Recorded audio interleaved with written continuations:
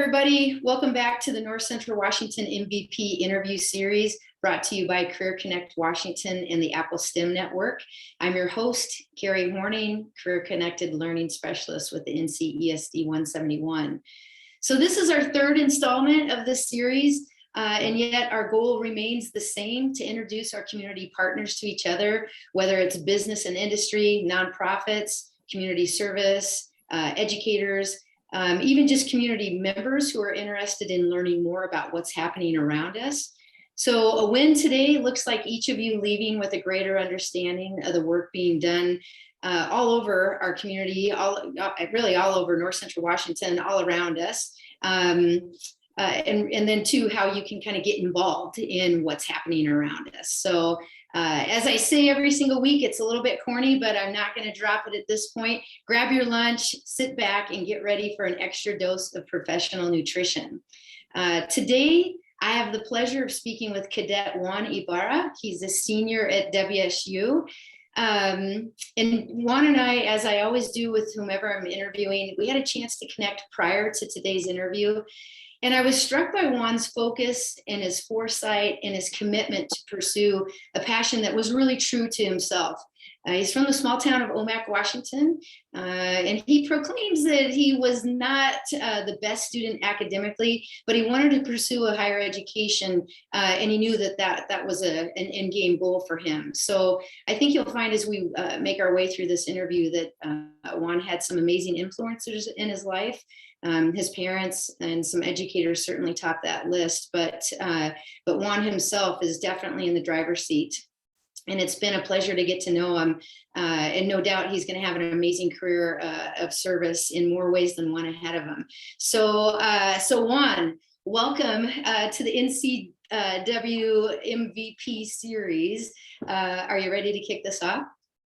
Yes, I am. Apologies if I'm sound a little bit nervous, but hey, no problem. You know what? I have to admit, I'm a little bit nervous today too, just because as I said to you before we started, this is going to be such a great interview. You've got such a great message to pass along. You know, I don't want to get it wrong. So, but you know what? It's just a conversation. So let's just, both take a deep breath and relax. We got this. So, awesome. All right. So let's start off. So you were, raised up in Omak, Washington. Why don't you tell us a little bit about what that looked like for you? Well, Omak's like a small town, as you probably know. Basically, just I guess it being so small just gave me the opportunity to spend a lot more time with my friends and family. Also, both sides of my parents lived in Omak, so I got to, like, on weekends, I just saw my family every weekend. It's something that's not that common, I've heard. Also, kind of gave me the opportunity to like participate in more sports than I probably would have if I went to a bigger school. And like, definitely not the most athletic person, but like it just basically gave me more opportunities to do things like that. But overall, it was a pretty good experience for myself. Nice. So growing up there, I know I'm from a small town as well here in Central Washington, and you don't always know what opportunities exist out there. So what drew you initially to the Army National Guard and ultimately ROTC? How did you know that was the path you wanted to follow?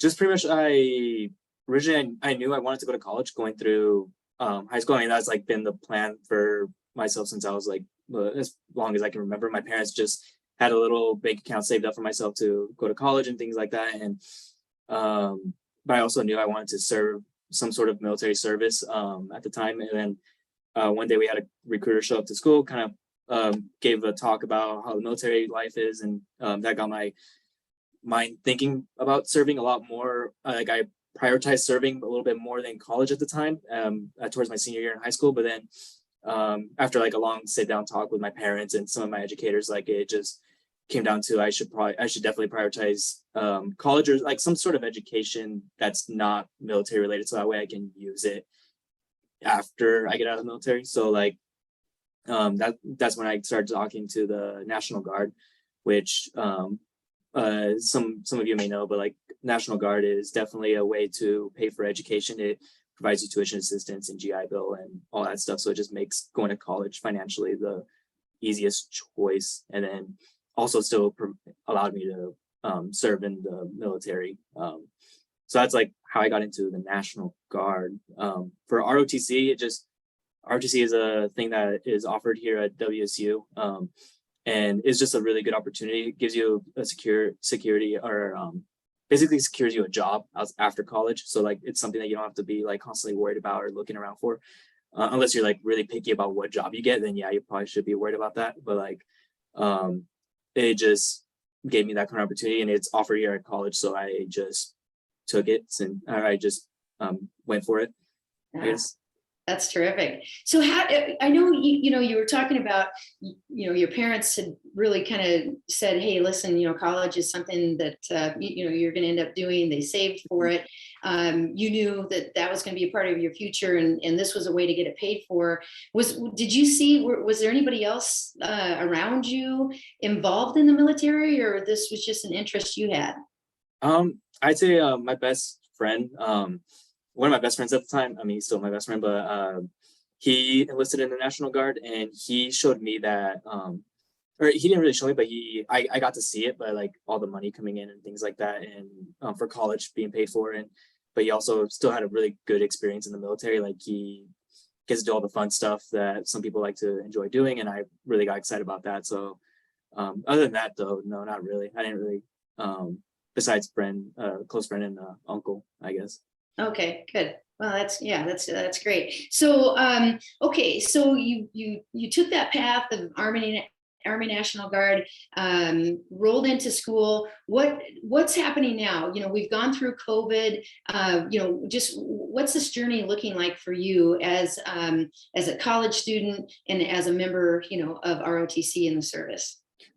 Currently, right now, I'm studying software engineering, so I'm. The goal is hopefully to graduate with the bachelor's in that field of degree.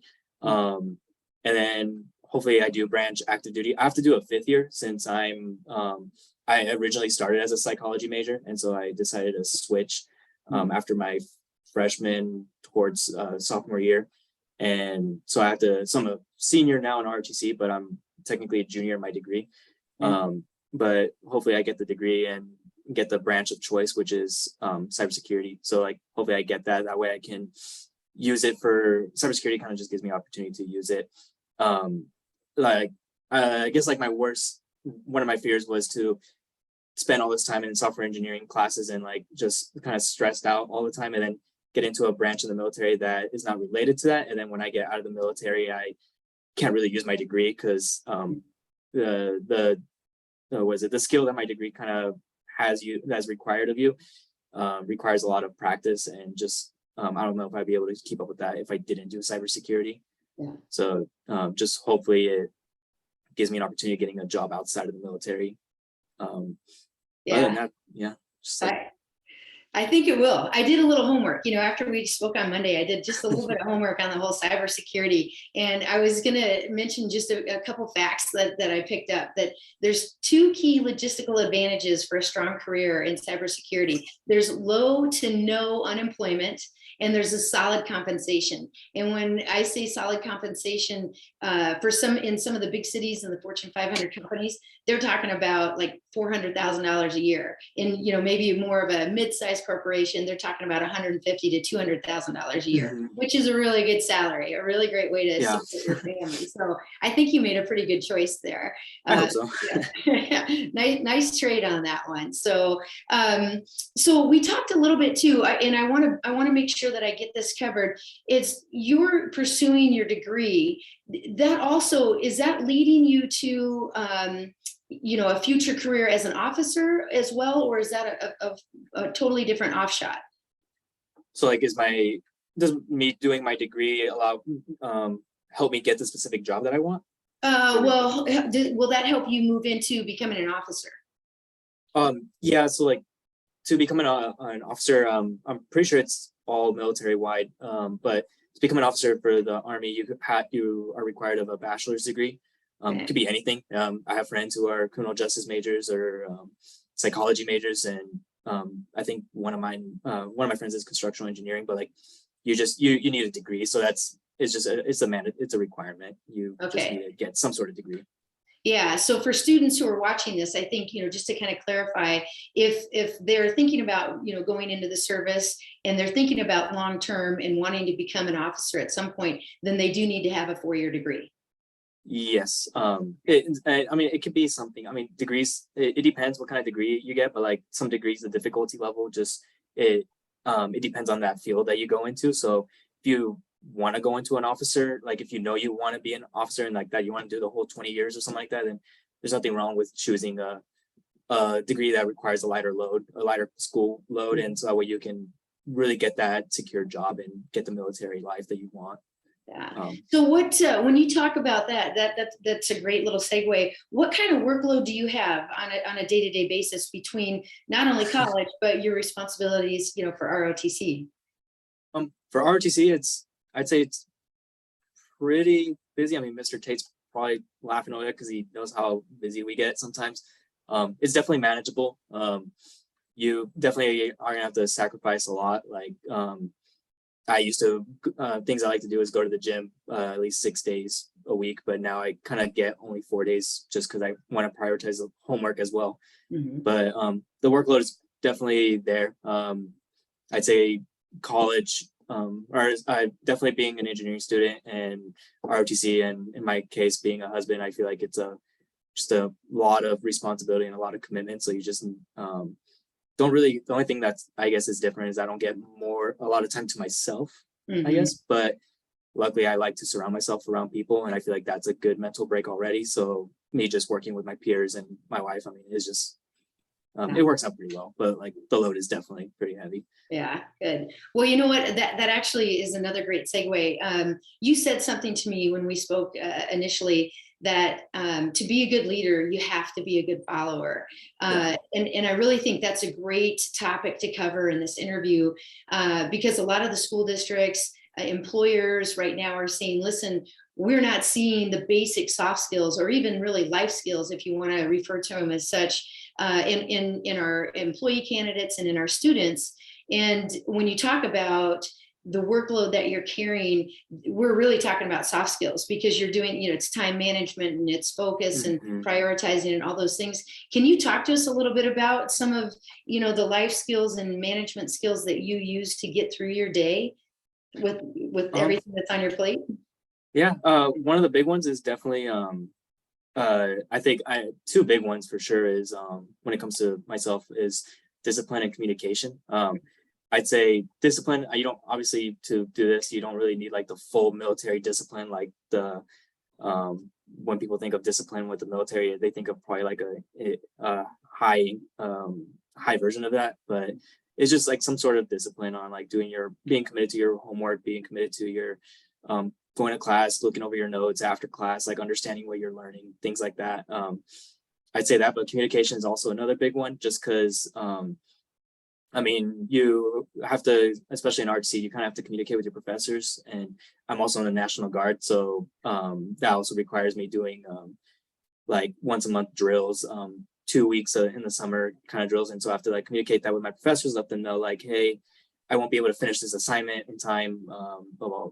Please give me an extension due to this reason. And but I also have to communicate with my wife as well, just because we have a puppy. And the puppy definitely is a big it's a pretty big responsibility, I'd say. So it's like just communicate with her on like, hey, I won't be home. Can you do this? And things like that.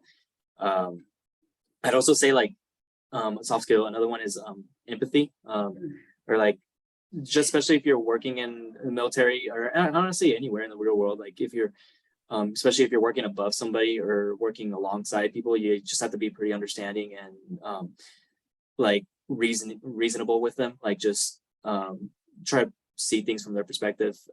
That's a really big one, I'd say. That I don't think that one I'd say the military definitely teaches you that, but that's something that like hopefully people learn throughout life in general, like as a kid and just growing up.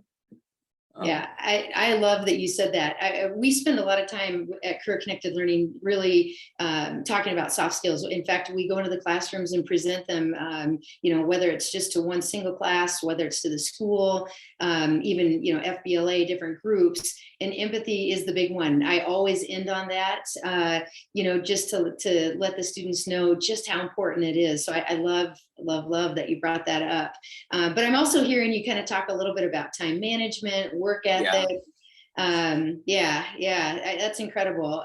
You do have a lot on your plate, and yeah, puppies are intense. So what's your puppy's name? What kind of puppy? Her name is Honey. She's a dachshund, long-haired dachshund. Yeah. Oh yeah. Very nice. Fits in places that you don't want her to go into. Oh, awesome. All right. Well, let's see. This is we're moving through pretty quickly here, and this is a question that is always my favorite to ask during these interviews. I think about you and your story and growing up in a small town, and I want to really kind of dive into who influenced you. So growing up, I know we talked a lot about what your parents had to tell you, what some of your educators had to say to you. But is there anything that you're willing to share with us that maybe stuck with you growing up, or anyone, something that they did for you, how they guided you, or said to you, or coached you, that really said to me, "Hey, listen, I can do this. Why not me?" It's obviously, you kind of said it already. My parents definitely had a big part in that. They made life pretty, they didn't, I say they didn't sugarcoat anything for me, but they also didn't make anything seem too harsh. Like, they just made things pretty realistic for myself. Educators, definitely. I saw that she was here earlier, but Mrs. Pega was definitely a big influence on that. STEM definitely requires a lot of math, and she was my math teacher. So she kind of, I don't know how to word it, but basically she didn't make me feel like I was like smart, but she also didn't make me, she made math realistic for me. Like, she basically made it like, if you want to do something, like, definitely you can do it. You just have to put in the work. Like, nothing really comes to you really easily. Like, it's that's just definitely something that kind of stuck with me. Probably a big influence why I chose something STEM related after psychology, but definitely that. Yeah, good. I think, sometimes, especially post-COVID, we forget how much, what we have to say and what we give to other people really can affect them, and what stays with them, what kind of sinks in. So that was one thing that I was kind of reminding you about as we came onto this interview, that what you're saying today and what you're sharing with us will make a difference, undoubtedly, with a student, or just anybody out there who's watching this. It just resonates, that you kind of have to have a nice little group of people, mentors behind you, but then you also have to have the work ethic to go after and get it, and you have to stay focused. So I love that message. Good. Well, so okay, let's talk. We kind of skipped over a little bit in terms of ROTC and Army National Guard. Can you tell us more about that? Like, what is a day in the life in terms of the responsibilities and the activities that you're participating in? So for ROTC, it's kind of like like part-time job, full-time job, I guess it's for some people. Experience may differ.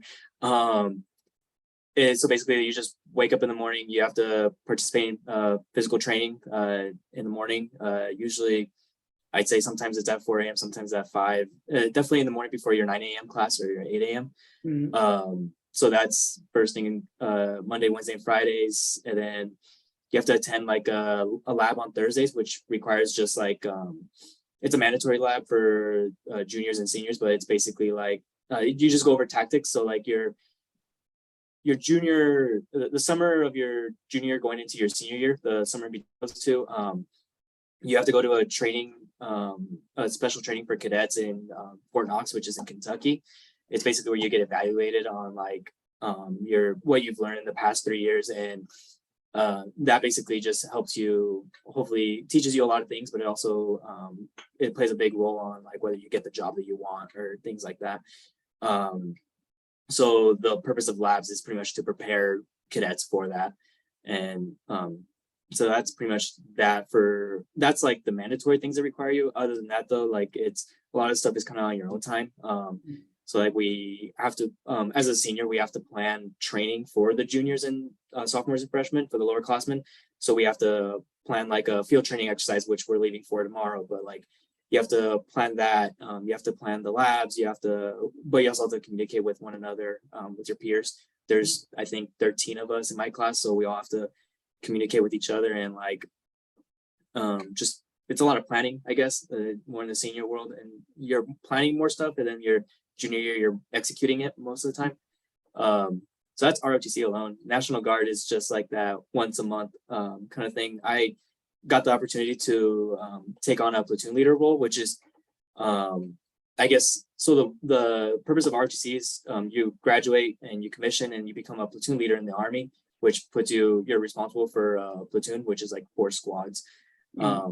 A good way to put it. But like, so in the National Guard, one of my cadres, she's a captain for the National Guard, and she had an open spot for a platoon leader, which usually cadets don't get put in that role, but myself and a peer of mine were offered that, so we just kind of took it. And so like currently right now when I go to drill, I'm like in charge, I guess, of a group, kind of like responsible for planning things, but it's just like I guess another responsibility I have to do in the National Guard. But other than that though, that's like the 2 experiences that I get from those 2.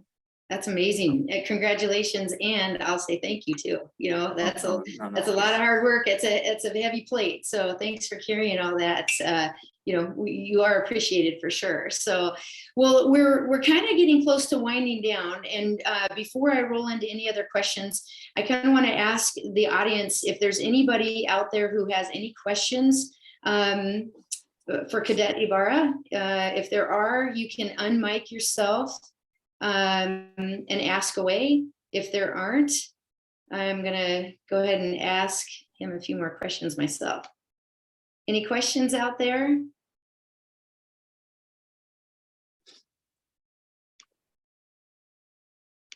No?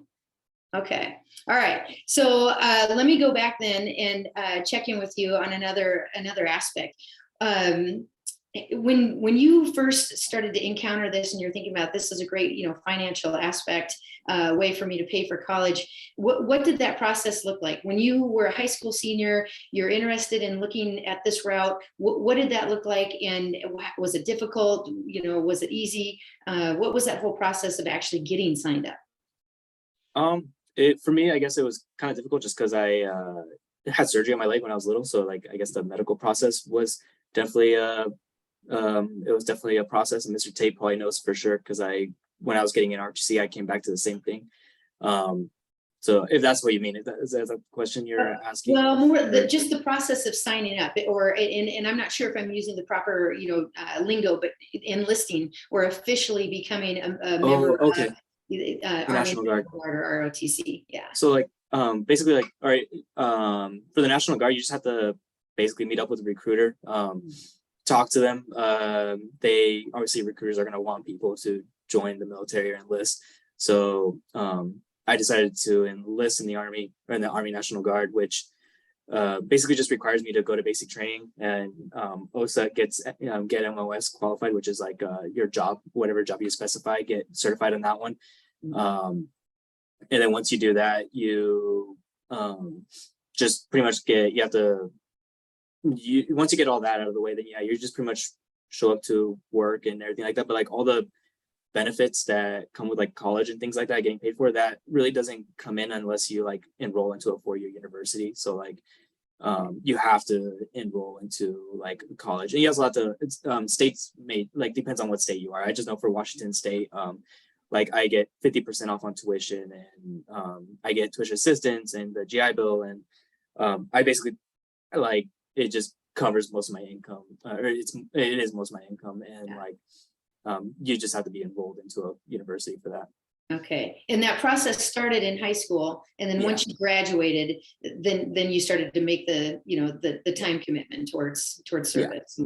There's also a different route. It could be, you could also, I know one of my friend who got me into the Guard, he did it, but it's like where you go to basic training your junior year of high school, and then you the senior year of your high school year, you go get your MOS certified. Where like for myself, and mostly everybody else, we all do it in one go. So like once you graduate basic training, you do your MOS training, and then like, but he did it in high school. So the nice thing for them is that he was earning rank while he was like a senior in high school. So he was getting, he had more time in service, but he also was getting paid while going to drill, which is kind of like a nice little thing to do. I mean, by the time you graduate high school, you're probably going to be like a private first class or a specialist, where like some people, when they graduate high school and they join the National Guard, they're just gonna be a private, like myself. I mean, that's I guess a nice little thing to you could do if you wanted to do that.